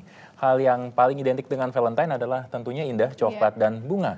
Tapi untuk bunga dan coklat yang satu ini Anda tidak bisa langsung melihat barangnya. Karena coklat dan bunga yang berada di dunia maya ini dijual secara online ya. Nah, itu dia ya, ada bunga yang dijual secara online. Mungkin itu memang udah satu bentuk cara penjualan yang sedang tren ya belakangan ini. Iya. Dan untuk itu saudara, berbisnis coklat ataupun juga berbisnis bunga di hari Valentine ini memang menjadi alternatif usaha yang patut dicoba ya. Iya. Dan sudah hadir bersama kami di studio saudara, dua orang pengusaha ini ya, tentunya sukses banget nih kayaknya ya Valentine tahun ini ya. Tadi Teguh sudah sempat menyapainya, saya tadi agak ngintip sedikit Teguh ya. Iya, ada Ibu Yoko, dengan Ibu Yoko dan Yoko Sulistyo ya Bu ya tepatnya, dan juga Bapak Agung Budi, pengusaha toko bunga online, dan Ibu ini pengusaha coklat. Selamat pagi, Bu Yoko dan Pak Agung, apa Pak Budi dipanggilnya? Pak Budi aja. Pak Budi aja ya. Iya, kalau Agung sejarahnya lain. Ada ceritanya sendiri ya. Nah, ini kenapa sih, apakah memang toko ataupun usaha coklat dan bunga yang Ibu dan Bapak geluti ini sengaja dalam hari Valentine saja atau memang sepanjang tahun? Mungkin Ibu Yoko dulu. Ya, sepanjang tahun sebenarnya, tapi memang untuk momen Valentine biasanya memang lonjakannya cukup besar ya. Dibanding hari-hari lainnya begitu Bu ya. Dan kalau dengan Pak Budi sendiri bagaimana? Mungkin sama saja dengan Ibu Yoko ya, karena itu high seasonnya di situ, di hari Valentine itu sendiri. Nah mungkin apa nih ya yang istimewa nih di hari Valentine ini? Mungkin beberapa contohnya nanti kita akan bisa lihat ya di sini seperti ini kah gitu Pak Budi atau gimana nih? Iya, contoh-contoh di sini bisa kita saksikan. Mungkin kalau seandainya bisa disorot langsung ke kamera ada contoh karangan bunga nih. Atau mungkin apa yang istimewa? Mungkin Pak Budi bisa cerita. Kalau untuk bunga sih yang paling istimewanya adalah ketika dari message-nya itu sendiri. Jadi kalau misal dia ingin menyatakan perasaannya, dia harus mewakilkan warna bunga itu sendiri harus tepat gitu. Ketika dia misal ngasih warna merah berarti memang dia deep love lah gitu ya.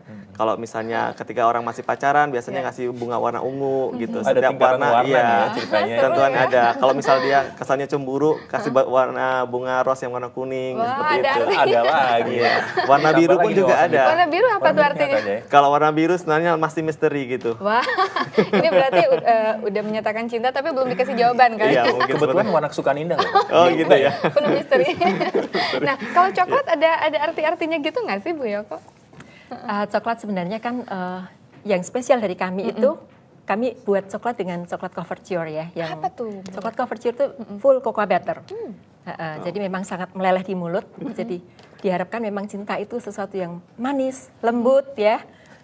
Seolah-olah memang betul. hati kita bisa meleleh gitu rasanya kalau jadi cinta ya. Dan coklat pun kita bisa menemukan ada filosofi baru ya. Tidak hanya sekedar usaha ataupun tidak hanya sekedar bisnis belaka ya, ternyata memang ada makna di balik itu.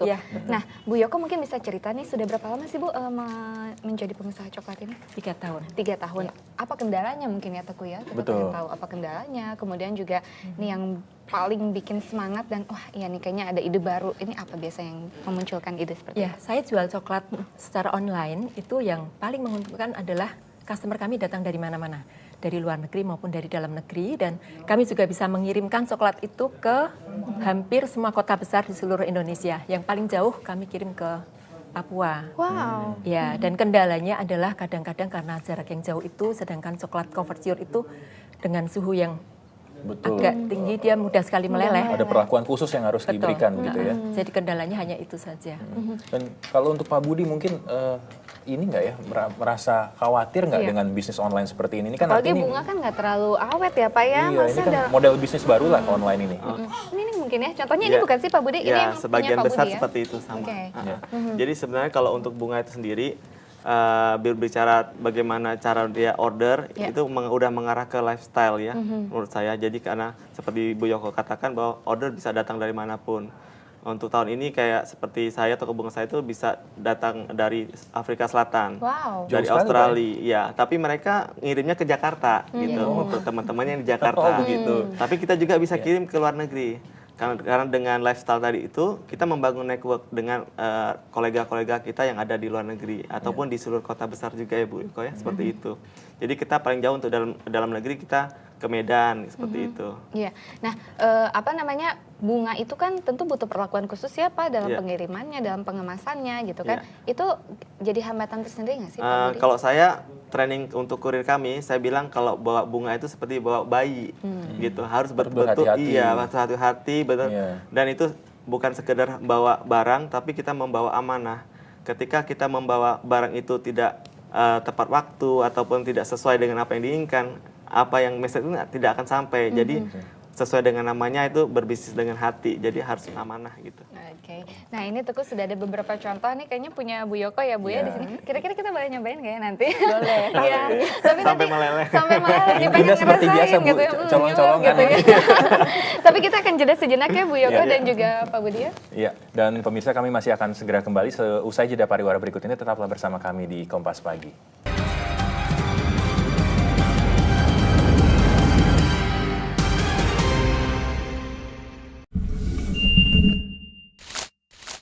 Cek, cek, 1, 2, 3. Cek, 1, 2, 3. Scene 1, Apple, take 2.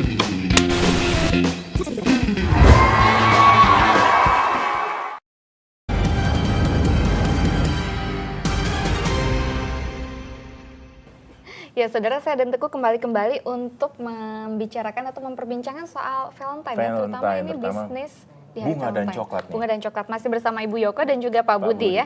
Teguh nih kayaknya udah ini ya, tadi udah sempat lihat ya pas lagi break. Mau sajikan ke pemirsa di rumah ini ada beberapa contoh bunga ya. Di sini ada bunga mawar nih. Tadi seperti Pak Budi sampaikan warna merah. Bagaimana Pak filosofinya? Ya, deep love ya. Deep love. Cinta yang sangat mendalam ya. Nah ini ada warna-warna lain juga nih. Ada merah, kuning, dan kuning tadi seperti apa Pak? Cemburu. Harus dihafal nanti. Harus dihafal. Ya ini ternyata memang banyak sekali ya model-model bunga yang kreasi yang tentunya aduh menggoda banget gitu ya buat melihat. Jadi karangannya pun bisa divariasikan begitu Pak Budi ya. Nah ini mungkin salah satu contohnya ya Pak Budi. Ya itu salah satu. Bisa diangkat Pak, bisa diperlihatkan. Salah satu yang favorit juga setiap tahun seperti ini, hand bouquet seperti ini.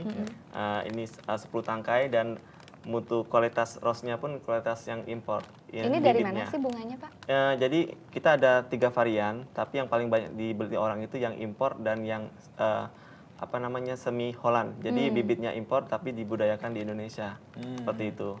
Ini tentu kalau misalnya jualan nggak salah kalau cari untung ya. Gimana nih Pak Budi? Pertanyaan selanjutnya tuh. Ya kalau misal untuk teman-teman yang ingin bisnis di pas hari Valentine, saya rasa peluang banyak sekali ya, apalagi dengan lifestyle saat ini, orang sudah cenderung mencari sesuatu selalu mencari di search engine gitu ya. Ketika kata kunci tertentu, misalnya bunga Valentine gitu, akan muncul produk-produk atau toko-toko bunga. Nah, dari situ kita bisa lihat bagaimana kita menangkap pasar supaya kita bisa nomor 1 dan bisa dikunjungi banyak orang. Nah, kalau Bu Yoko ini di antara coklat ini biasanya mana yang favorit Bu? Yang ini mungkin cantik banget nih atau yang ini gitu ya? Kalau produk saya yang ini adalah unggulan dari kami. Oh itu apa tuh Bu? Dark coklat ya, jadi coklat potongan yang dibikin tanpa cetakan. Karena prinsipnya kami kan memang coklat yang dibuat oleh ibu rumah tangga bersama anak-anak perempuannya, makanya lambangnya juga 2 anak perempuan gitu ya. Betul. Jadi ini coklat yang dibikin tanpa cetakan dengan rasa yang bermacam-macam yang bisa dicampur dengan apa saja yang ada di rumah. Jadi seperti permen stroberi, kacang-kacangan, keju, segala macam gitu. Pagi-pagi makan coklat. Iya Bu, buka dong Bu. Nanti pasti dicicipin ya. Nah ini biasanya Bu, gimana sih untuk menyiasati, mungkin pengusaha coklat juga semakin hari semakin banyak. Nah bagaimana Ibu menyiasati supaya pelanggan itu nggak kabur gitu, tapi tetap dapat untung gitu. Betul. Gimana? Ya, kita mesti punya sesuatu yang berbeda dari yang lain. Dan ini merupakan satu produk yang mungkin orang lain nggak bikin. Jadi memang kita harus rajin-rajin juga melihat bagaimana sekarang kebutuhan pasar, masyarakat selera seperti apa, dan bermainlah di situ kira-kira Bu ya. Dan kalau Pak Budi gimana sih Pak awalnya untuk bisa memulai bisnis ini, dan Pak Budi sendiri selain online juga ada toko fisik ya Pak atau bagaimana? Justru sampai saat ini tidak punya toko fisik, betul-betul. Jadi murni mengandalkan online ini ya Pak? Mengandalkan online dan tapi kita produksi sendiri, kita punya workshop sendiri untuk menjaga mutu. Tapi awal sebelum sejarahnya justru saya dagangnya dari toko besi. Wow. Besi ke bunga. Awalnya gimana Pak memulai bisnis bunga? 6 tahun yang lalu itu saya masih kerja, jadi masih nyambil gitu ya. Jadi waktu itu saya buat toko bunga itu di Hawilin DTVS di Glodok. Nah, waktu 6 tahun yang lalu itu kan masa internet masih belum trustnya belum tinggi. Jadi saya mesti harus cari nama toko lah gitu, nyewa alamat. Sedangkan sebenarnya bisnis saya jalankan di kos-kosan. Seperti itu. Jadi dengan modal kurang lebih 100.000, saya beli domain sama beli hosting. Selama 3 bulan, sukses nggak ada order rasanya. Karena nggak diapa-apain, karena saya mentalnya masih mental pegawai. Ini juga gitu ada tips ya, mungkin bener nggak sih Pak Budi seperti ini yang harus dilakukan kalau misalnya kita mau memulai suatu bisnis khususnya bunga nih? Pahami teknik, ya betul, memasarkan produk, ikut merangkai kursus bunga, memang betul, memiliki peralatan merangkai bunga, terjun langsung ke pasar bunga, betul. Nah, ini menarik juga nih Pak, kalau untuk kursus merangkai bunga Pak Budi, dari besi ikut kursus juga? Karena mungkin saya suka seni aja ya, suka seni, jadi saya sebelum merangkai sesuatu, saya selalu bikin di komputer dulu, range-nya seperti apa. Tapi kemudian saya juga menimba ilmu sama orang lapangan dan juga yang pendidikan formal, gitu. Pendidikan formal itu kursus langsung ya sama orang ahlinya seperti itu. Ini yang menarik loh. Betul. Dari seorang yang ahlinya besi gitu tiba-tiba bunga, gitu. Yang berbunga-bunga begitu Pak ya. Wah, supaya hatinya berbunga-bunga. Tapi sampai sekarang bagaimana Pak respon dari pelanggan ataupun masyarakat sendiri, peningkatannya seperti apa? Alhamdulillah itu bisa kita survei dari statistik kita, dari customer yang loyal itu meningkat, dari situ kita bisa tahunya. Oke. Nah Bu Yoko, Ibu sendiri pernah nggak sih Bu mungkin kayak melakukan studi banding ya tanda kutip mungkin melihat kira-kira nih yang lagi hits di dunia internasional coklat ini apa, kemudian selera orang Indonesia seperti apa, pernah nggak sih Bu? Atau coba mungkin mengaplikasikan ke pasar lokal gitu kira-kira Bu? Ya, untuk orang Indonesia mereka lebih suka milk coklat ya. Yang saya lihat seperti itu. Tapi sebenarnya pencinta coklat sejati lebih menyukai dark coklat. Ya seperti itu. Kemudian truffle dan pralin saat ini memang masih menempati tempat tertinggi untuk masyarakat Indonesia karena dianggap sebagai sesuatu yang eksklusif ya.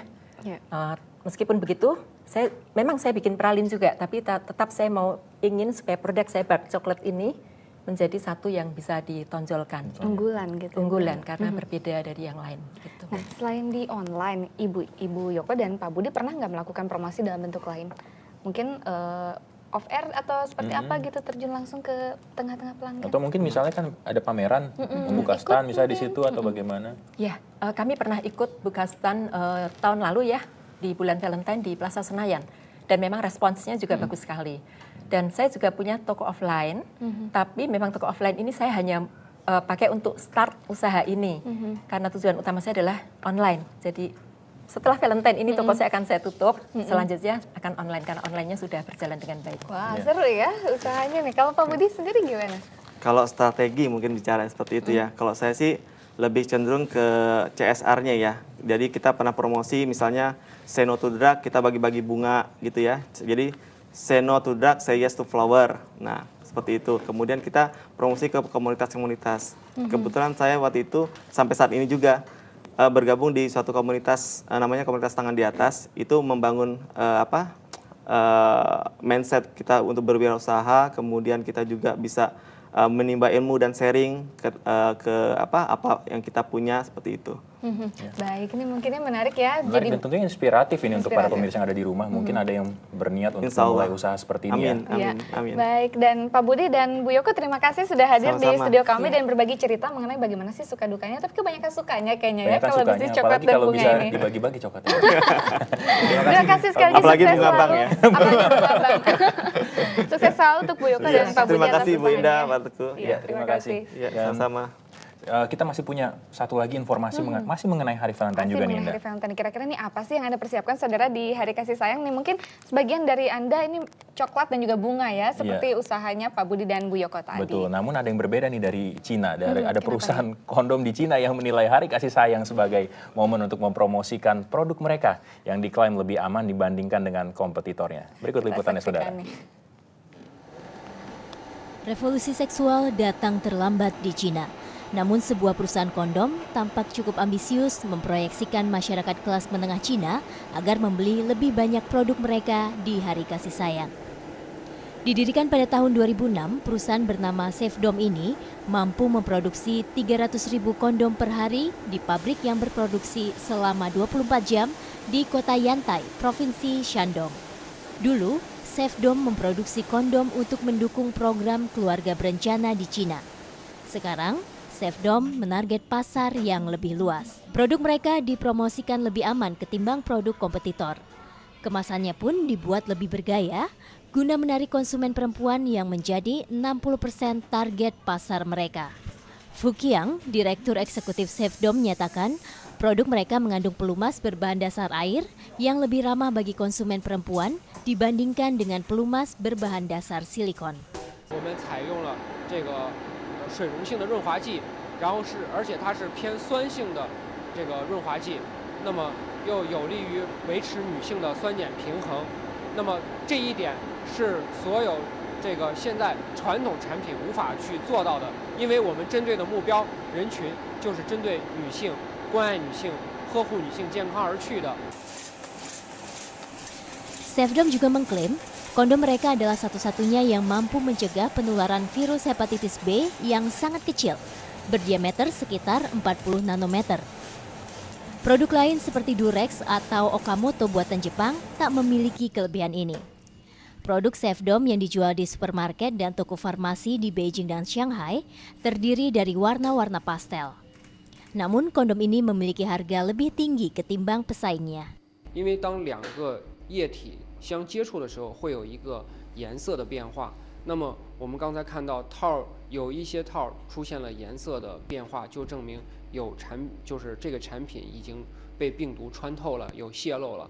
那么我们用这样一个检测的方法来验证我们产品的高阻隔的技术。算是偏贵一点的，但是还好，可以接受到。如果是为自己健康或者是什么考虑的话，还是可以选择。Setelah menjual 200 juta kondom tahun lalu, Safedom menargetkan penjualan sebanyak 1 miliar tahun ini, 5 kali lipat lebih banyak. Namun angka ini terbilang kecil karena warga Cina membeli 12 miliar kondom dalam setahun.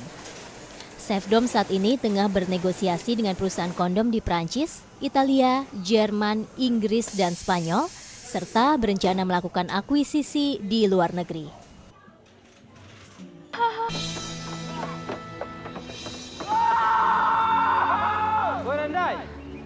Jangan makan tali ngoang. Diluluin dah. Jangan lului lah. Alif jangan mau masuk pesantren. Alif. Di sini kalian juga akan kami didik untuk menjadi orang besar.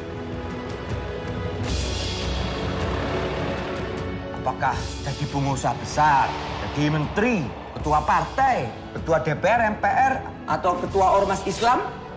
Berkarat, Ustaz. Bukan itu yang saya maksud orang besar.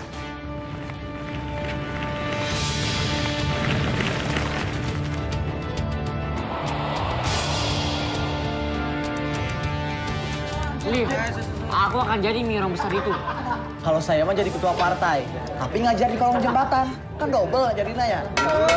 Ketua DPR, MPR, atau ketua ormas Islam? Berkarat, Ustaz. Bukan itu yang saya maksud orang besar.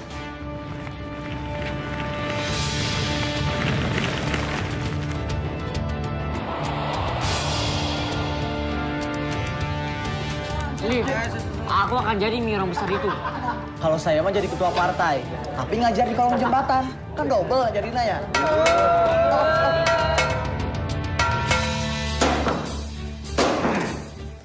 Ingat, bukan yang paling tajam.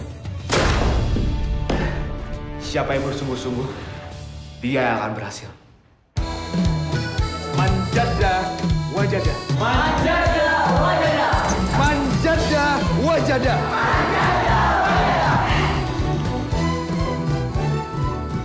Kita bikin janji nih di menara ini. Nanti kita akan bertemu dengan foto menara kita masing-masing. Alif, kemana mimpimu? SMA di Bandung, terus ke ITB. Kau pikir saya mau menara cuma bakso? Tidak ada hubungannya dengan itu. Aku memang dari awal nggak mau di sini.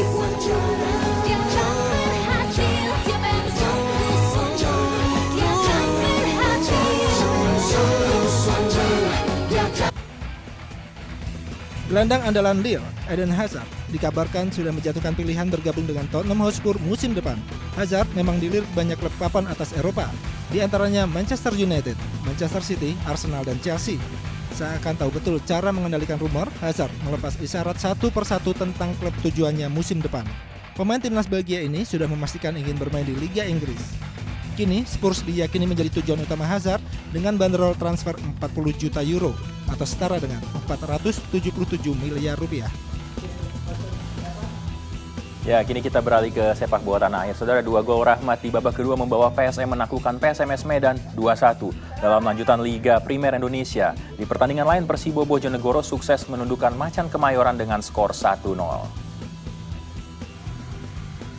Ambisi besar diusung PSM Makassar saat ditantang PSMS Medan.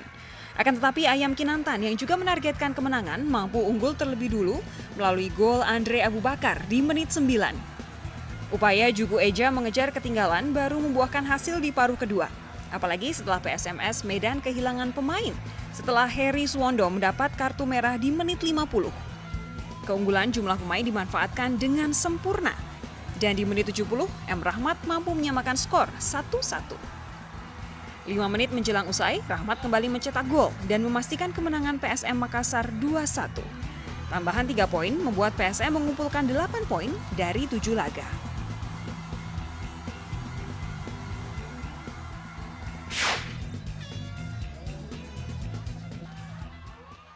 Di pertandingan lain, Persibo Bojonegoro sukses menundukkan Macan Kemayoran Persija Jakarta 1-0. Satu-satunya gol kemenangan Laskar Angling Darmo dijaringkan oleh Wahyu Teguh di penghujung laga. Kekalahan Persija semakin menyakitkan setelah harus bermain dengan 9 pemain setelah 2 penggawanya diusir wasit. Tim Liputan, Kompas.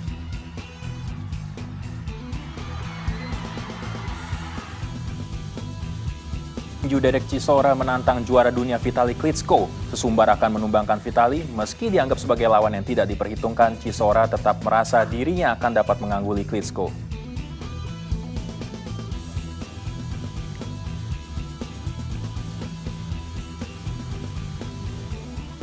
Langsung, namun perang urat saraf sudah dilancarkan Derek Chisora, petinju kelas berat Inggris yang akan menghadapi juara tinju dunia Vitali Klitschko. Chisora berjanji meng-KO Vitali di ronde ke-8. Chisora berharap bisa mengukir prestasi seperti petinju Inggris yang pernah sukses, Lennox Louis. Vitali dengan santai menanggapi ocehan Chisora dan berjanji akan membuktikannya di ring tinju yang akan berlangsung pada Sabtu mendatang. Dan saudara, meski telah berumur 40 tahun, Vitali memegang rekor bertanding meng-KO 40 lawannya dari 43 pertandingan.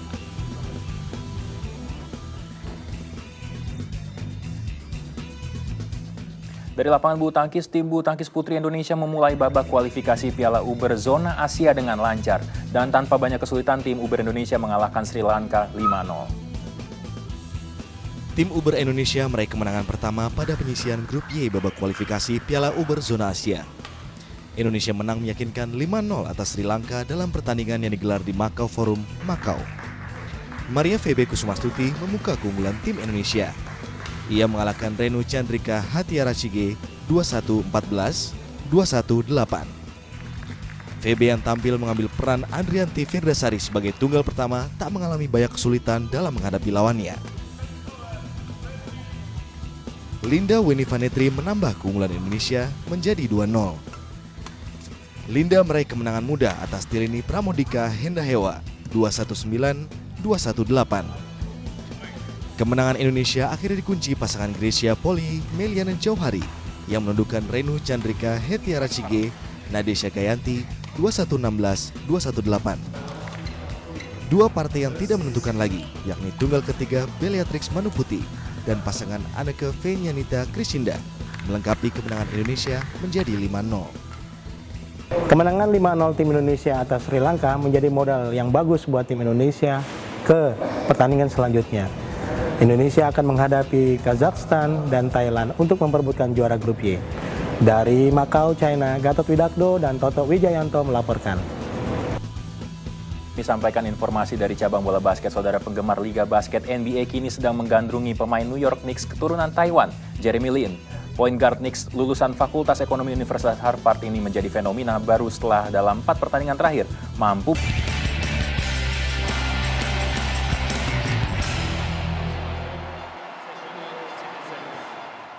Ya saudara, itulah tadi informasi dari arena olahraga, dan saudara, kami masih memiliki berbagai macam informasi pilihan untuk Anda simak nantinya. Tetap bersama kami di Kompas Pagi.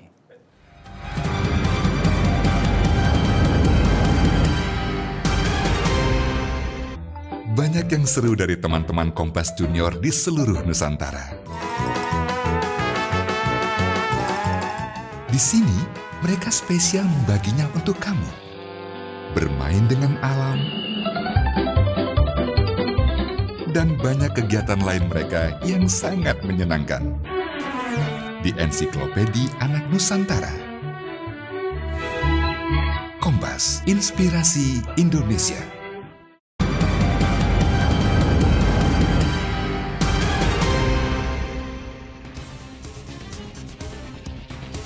Seorang perempuan terluka setelah sebuah bom meledak di luar kedutaan besar Israel di New Delhi, India. Juru bicara kedubes Israel untuk India membenarkan adanya ledakan ini. Bom ini diletakkan di sebuah mobil milik satu staf kedutaan. Pakistan menewaskan 2 orang dan melukai 8 orang lainnya. Bom ditaruh pada sebuah sepeda motor. Belum ada kelompok yang menyatakan bertanggung jawab atas peristiwa ini. Suriah menolak usul resolusi Liga Arab untuk mengirim misi perdamaian yang dimotori oleh Liga Arab dan PBB dalam rangka mengakhiri konflik berdarah yang sudah berlangsung 11 bulan di negeri itu. Liga Arab berniat membuka jalur komunikasi dengan kelompok oposisi di Suriah dan menyediakan seluruh dukungan politis dan material. Sikap Liga ini diambil setelah sepekan lalu usul resolusi yang diajukan Liga ke depan sidang Dewan Kehormatan PBB gagal disahkan karena diveto Rusia dan Cina. Saudara, Anda kembali di Kompas Pagi dan kini saatnya kita untuk menyampaikan sejumlah informasi dari mancanegara ya. Yang pertama, saudara, aktor Sean Penn menyatakan dukungannya kepada Argentina menyusul ketegangan yang meningkat dengan Inggris menyangkut dengan Pulau Falkland. Dan aktor juga serta sutradara ini memang dikenal dengan aktivitas politiknya. Sean Penn bertemu dengan Presiden Argentina Cristina Fernandez di Buenos Aires untuk mendiskusikan tugas sosial di Haiti. Sean Penn mendirikan sebuah organisasi non-profit pada Januari 2010 setelah gempa dahsyat mengguncang Haiti. Inggris dan Argentina berperang selama 10 minggu untuk memperebutkan Pulau Falkland. Dan Argentina menyebut wilayah ini sebagai Las Malvinas dan Presiden Argentina Cristina Fernandez menuding Inggris mengirimkan kapal militer di sekitar Laut Atlantik untuk menjaga Pulau Falkland.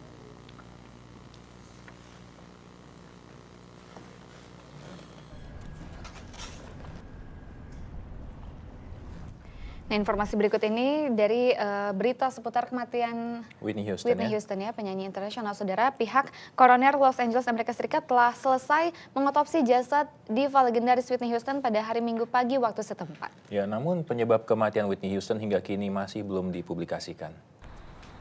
Otopsi jasad Whitney Houston telah selesai dilakukan pihak koroner Los Angeles. Namun mereka tak mau mengungkapkan penyebab kematian sang diva sebelum hasil tes toksikologi diterima dalam 6 hingga 8 pekan mendatang. Dalam otopsi, tak ditemukan tanda-tanda trauma dan tindak kekerasan pada tubuh Whitney. We have concluded the autopsy on Miss Whitney Houston. It was concluded today. There will be no cause of death at this time because it is pending toxicology. And that could take up to 6 to 8 weeks. At this time, her cause of death is deferred, and we are finishing with all of our testing, and will be an ongoing investigation. Whitney Houston ditemukan tak sadarkan diri dalam bak mandi di kamarnya di sebuah hotel di Beverly Hills, Sabtu sore. Upaya tim medis menyelamatkannya gagal, ia pun dinyatakan tewas.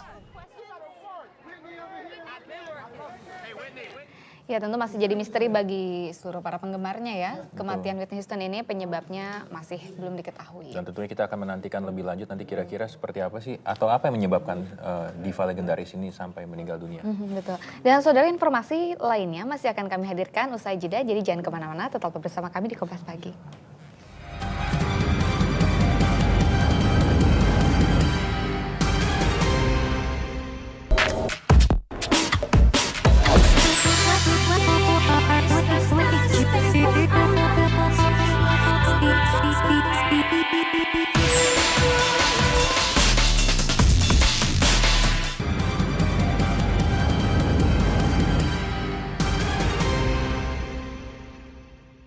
Ya, saudara, Anda masih bersama kami di Kompas Pagi dan kita masih memiliki sejumlah informasi ringan ya, Teguh ya. Betul, dan kali ini mengenai cabang otomotif nih, ada otomotifnya sedikit lah. Apa sih, ada ini apa informasi mengenai VW Kodok atau VW Beetle yang memang memiliki penggemar di seluruh dunia nih, Indah. Dan di Belgia sendiri, para pecinta VW Kodok dari berbagai negara berkumpul untuk melakukan parade menjelang Hari Kasih Sayang.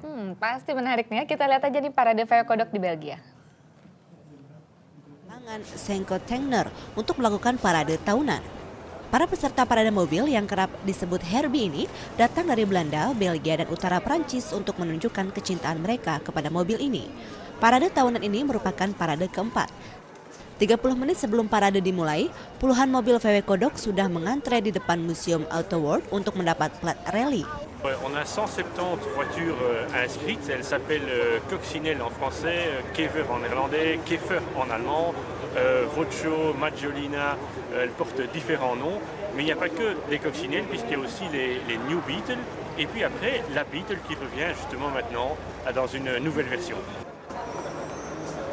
Para peserta parade ini menyatakan kecintaan mereka pada VW Beetle dan membuat mereka merasa menjadi bagian dari komunitas yang lebih besar. Tout est bon pour partir en coccinelle, quoi. Chaque fois, bon, la semaine prochaine, on va à un souper de carnaval. Elles font partie de notre famille, elles font partie de notre vie, et voilà. Para penggemar VW Kodok ini sangat bergairah untuk mengikuti parade. Moi, ma première voiture, quand je me suis marié donc en 72, ça a été une coccinelle. Donc, je l'ai gardée 12 ans. Le gros problème, c'est à l'époque, c'était la rouille. Donc, il fallait prévoir, mais on a été très satisfaits. On est parti la première année en voyage de noces parce qu'on ne savait pas se le permettre. Donc, l'année suivante, on a fait ça. On a campé et on a chargé la voiture complètement. C'était un vrai folklore, mais c'était une voiture dont j'ai d'excellents souvenirs. Parade yang diberi nama Love Bug ini dimulai pada hari Valentine 14 Februari 2009 dan dilakukan pada akhir pekan menjelang Hari Kasih Sayang. Nama Love Bug diambil dari film komedi Walt Disney berjudul The Love Bug yang menampilkan sebuah mobil Herbie berwarna putih yang memenangi kompetisi dan dapat berjalan sendiri.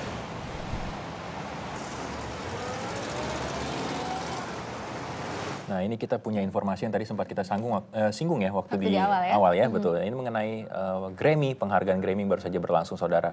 Ajang penghargaan musik dunia yang kali ini didominasi penyanyi perempuan asal Inggris, Adele. Iya, dan selain itu juga ada yang berbeda ya, Teguh ya, dalam suasana Grammy pada tahun ini, yang tentu saja diliputi oleh duka karena kepergian sang diva Whitney Houston.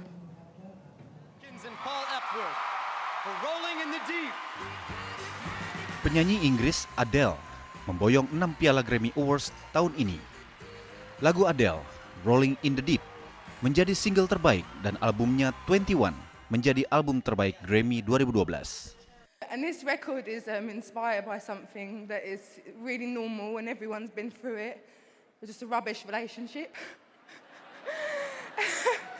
And it's gone on to do things that I can't tell you, like how I feel about it. It's been the most life-changing year. Selain naik ke atas pentas menerima piala, Adele juga tampil membawakan lagu kemenangannya itu.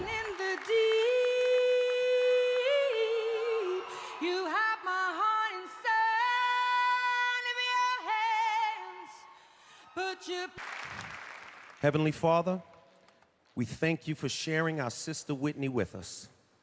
Today our thoughts are with her mother, her daughter. Grammy tahun ini diliputi suasana duka karena kepergian diva musik Whitney Houston sehari sebelum perhelatan ini digelar. Sejumlah musisi pun menyampaikan kenangan mereka atas mendiang Houston. We love Whitney Houston. Say to Whitney up in heaven, we all love you, Whitney Houston. Selain penyanyi Adele, rapper Chris Brown dan grup Foo Fighters juga membawa pulang piala Grammy, masing-masing dengan kategori album R&B terbaik dan penampilan rock terbaik. This record was a special record for our band, rather than go to the best studio in the world. Ya, ini tadi ada satu bagian adegan yang cukup mengharukan ya pada saat Jennifer Hudson menyanyikan lagu ini didedikasikan untuk Whitney Houston. Betul. Betul, tapi memang itu juga tidak mengurangi keceriaan ataupun juga antusiasme para penggemar Grammy ya, karena ini disaksikan oleh seluruh dunia. Betul. Dan memang Teguh dan juga saudara, pegelaran Grammy Award ini memang selalu menarik perhatian banyak orang ya dari tahun ke tahun, dan selalu ada saja bintang baru yang hadir dan juga menggebrak belantika musik internasional. Nah, untuk itu kami akan hadirkan dalam bidikan lensa beberapa peraih Grammy Award terbanyak dari tahun ke tahun. Berikut ini.